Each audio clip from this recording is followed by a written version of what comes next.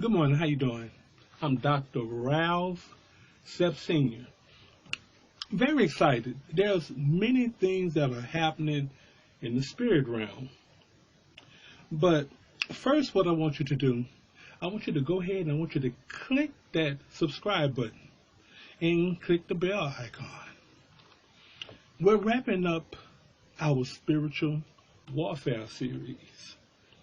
Some of the spiritual keys, which are secret, sacred keys of God.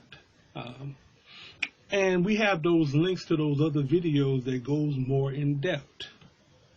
Today is a continuation of crying out to God because it is one of the most powerful and fundamental things that we can do as believers.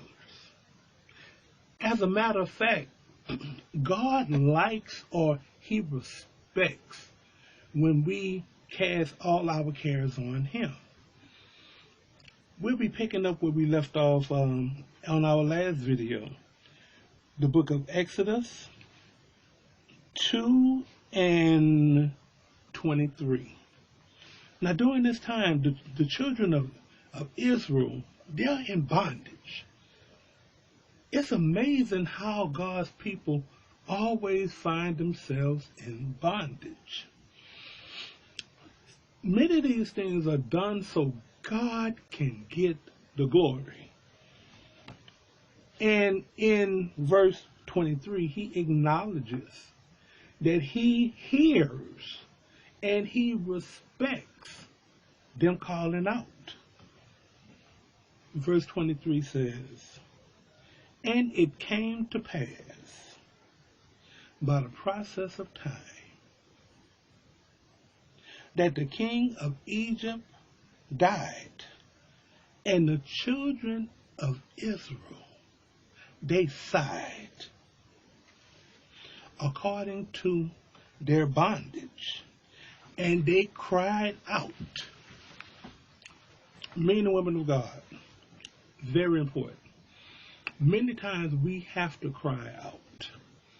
We have to acknowledge that God is all powerful. He is our defensive and offensive mechanisms. Very important. So to continue with the reading. "And their cry came by reason of their bondage." Verse 24 says, "And God heard their groaning, and the Lord remembered His covenant to Abraham, with Isaac, and with Jacob."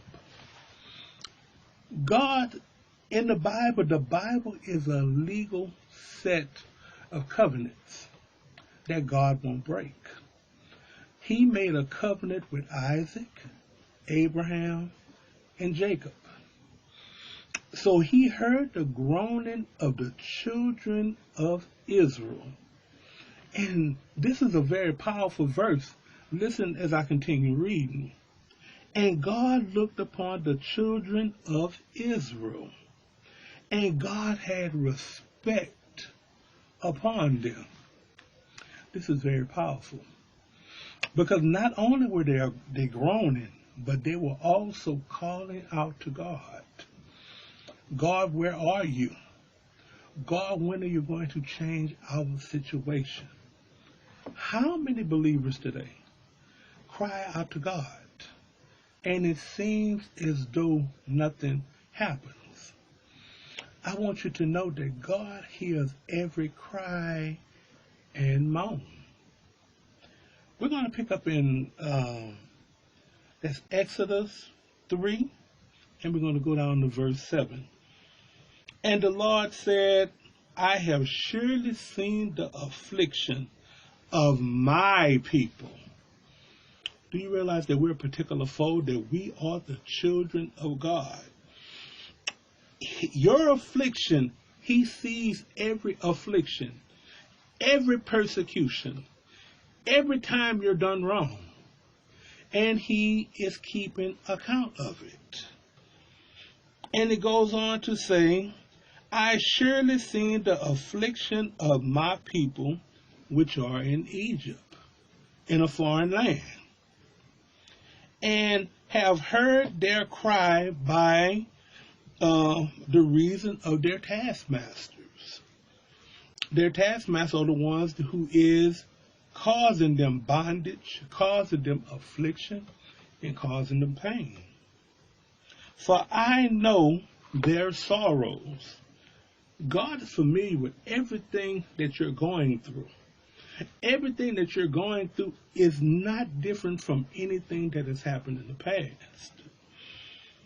Verse 8 says, and I am come down to deliver them out of the hand of the Egyptians. Do you realize that God will deliver you out of your circumstances? And He will deliver you out of your situations. All you have to do is believe in Him. And there's one more verse that goes along with it. And it says, to bring them out of the land into the good land, into a large, unto a land flowing with milk and honey. When you're going through your situation today, and it may seem hopeless, and it may seem as though you have absolutely no way out, I just want you to continue to believe and continue to pray. Don't grow faint. I want to say this is a quick prayer with you, because there's someone right now who's dealing with a grief situation. There's someone who's dealing with a depression situation, or it may be an employment situation.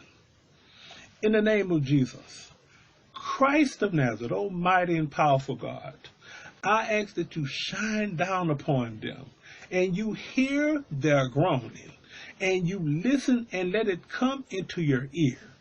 Dispatch your mighty and powerful angels to turn their situation around according to this day, as you said it of their ancestors. I pray in the name of the Son, the name of the Father, and I pray in the name of the Holy Spirit. Have a blessed day.